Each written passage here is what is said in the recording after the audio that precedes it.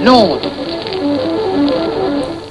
Suppose I were to tell you that there's been a massive increase in global inequality, that the top 1% of people own 50% of all the wealth, and the bottom 50% own just 1%. How does that make you feel? Chances are you're feeling at least a twinge of unease. I mean, you don't have to be on the far left to find disparities of wealth on that scale disquieting. Conservatives are not people who favour inequality. By and large, the free marketeers simply think that state-enforced equality involves too high a price in freedom and prosperity. It's not that inequality is an intrinsically good thing.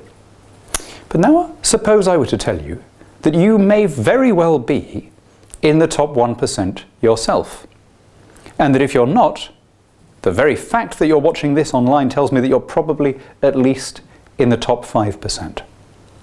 Here are some numbers. Average global assets, including housing, come for the typical person to £1,950. To be in the top 1% in terms of assets, your total possessions, including housing, need to be worth £500,000 or more. Now, that definition includes most London homeowners and a fair number of constituents of mine in the southeast of England who are in no sense wealthy by the standards of southern England. Look at it another way. Income. To be in the top 1% globally, you need an annual income of just £22,000.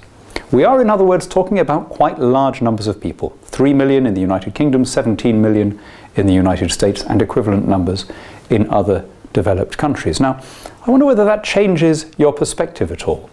See, it's a funny thing. I've noticed that whenever people talk about the rich in an aggressive way, whenever they talk about eating the rich and expropriating them and so on, they leave whom they mean fairly undefined.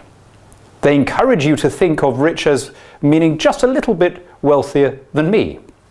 And this incites your grievance without requiring you to define yourself within that system. But in global terms, almost everyone capable of watching these words now is within the wealthiest few percentage points. Now, suppose for a moment that we were able to eat the rich. Imagine that we could wave a wand and that the top 1% of people would simply disappear. Certainly that would make the world more equal, right? No question. The figures for everyone else would become much more bunched together. But would it really make the world wealthier? Of course not. A disappearance of the assets of all those people would have the opposite effect. If we want to make the world wealthier, what we should be doing is encouraging those rich people to make more, and in doing so invest more, trade more, and spread the wealth to other continents.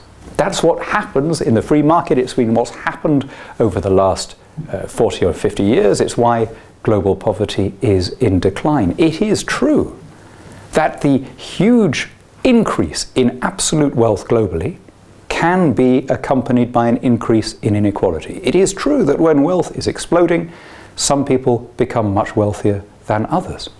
For socialists, that's a deal breaker. Me, if everyone is getting better off, that must be a good thing. You find me any other system of economic thought that can deliver that outcome.